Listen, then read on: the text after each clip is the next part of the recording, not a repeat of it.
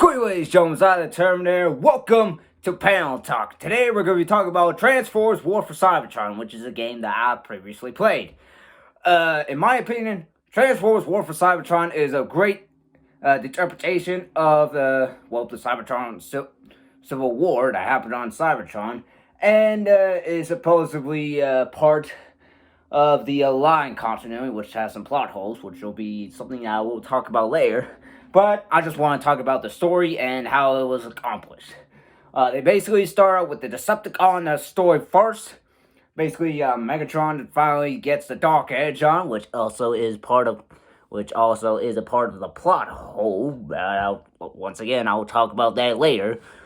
But also, not to mention, he's trying to control Cybertron from planet's core by submitting the Dark Edge on into the planet's core.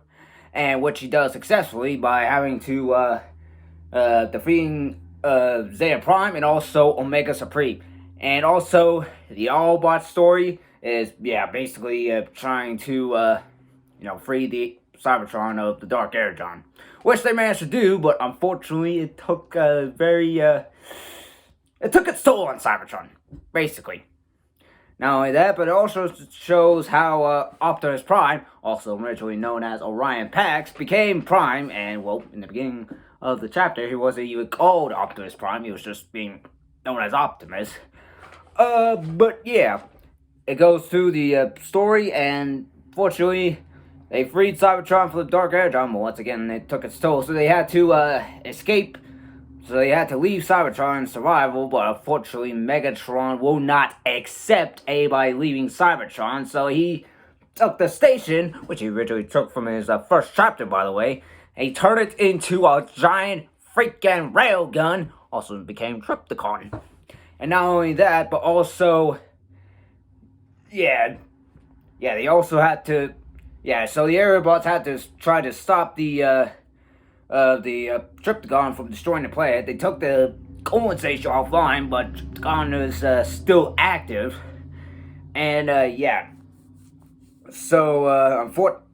area bots had to destroy the station, but they went for plan B. They destroyed Trypticon's transformation cog, and without the transformation cog, they can't turn into a specific vehicle mode.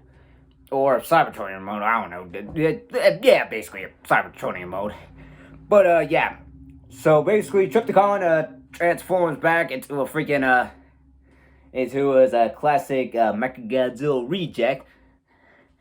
And so Optimus Prime, Bumblebee, and Ironhide basically had to stop him, which kind of seems familiar from the ending of the Autobot ending from Transformers Cybertron Avengers, which, also has the same cast in as well. And don't ask me to do that. And don't ask me to do that review. I ain't going through the same story again. I don't know. Basically, it's the same thing as Transformers War for Cybertron. So, anyway, back to Transformers War for Cybertron. So, Trypticon gets defeated. The Autobots escape. The Autobots escape to have their lives somewhere else. But let's not forget about Transformers Fall of Cybertron. And I will play that game later.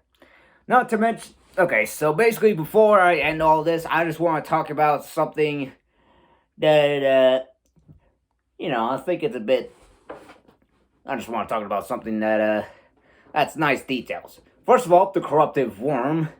The corruptive worm, in the Autobot chapter where they have to save Cybertron, it looks a little bit more like Scorponok than an actual worm.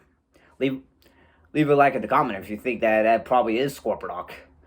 And not only that, but also the I don't know what else to talk about. This is my first episode. This is the first time doing panel talk, okay guys, so bear with me.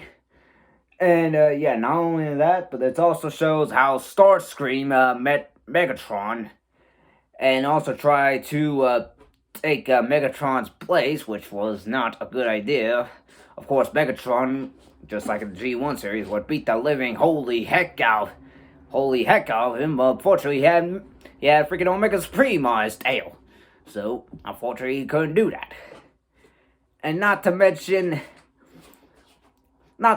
some of the characters do fit with the online continuity well, but there are some characters that I don't see how they fit.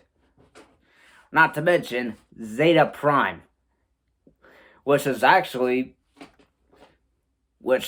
game calls him Zeta Prime, but some of the comics called him Sentinel Prime.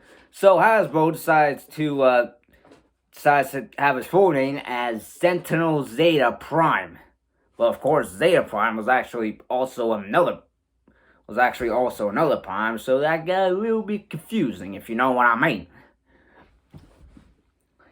Well, yeah, not only that, what I would have liked to see is actually how the whole freaking Civil War began. You know, start with like Orion Pax and Megatron collaborating together to stop, like, I don't know, basically, like, say, the Quintessons so that they can free themselves from the enslavement. Actually, that brings up a good point. I actually really want to see how freaking Megatron and Orion Pax basically departed. Like, how the Civil War even all began.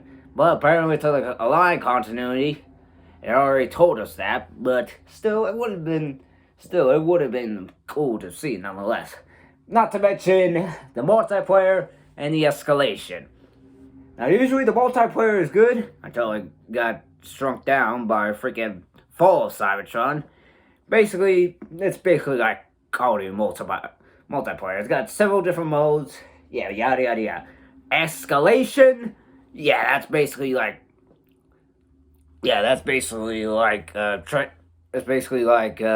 Call of Duty Zombies.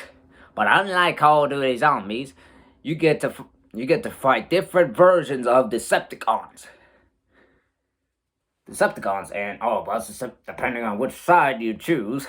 Not to mention, during the station on Transformers War for Cybertron multiplayer,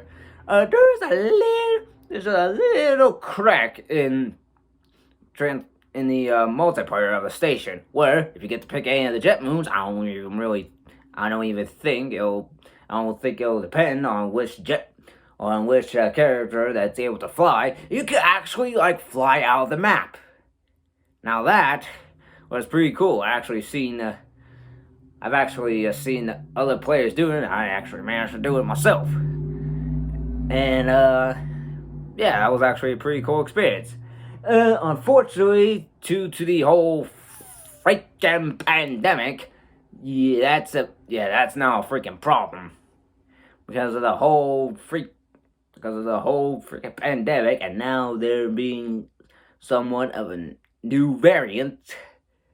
That's basically downright a bummer. And not only that, they turned the servers off. Really? Now it might seem like they only turned off the servers for War for Cybertron, but no, they actually turned off the servers for Fall of Cybertron and Rise of Dark Spark, and I'll get to that freaking later. Do not freaking spam the freaking comment section about it. But yeah, Transformers War for Cybertron, a good game. I'll probably be playing Transformers Fall of Cybertron next, after I do a whole playlist about it. And yeah, and also I probably will do the plot holes with the games and the Transformers Prime series later. So, but anyways, that's it for Pantall Talk today. I'll see you guys next time. Leave a comment, leave a like, leave a comment, and I will see you guys later.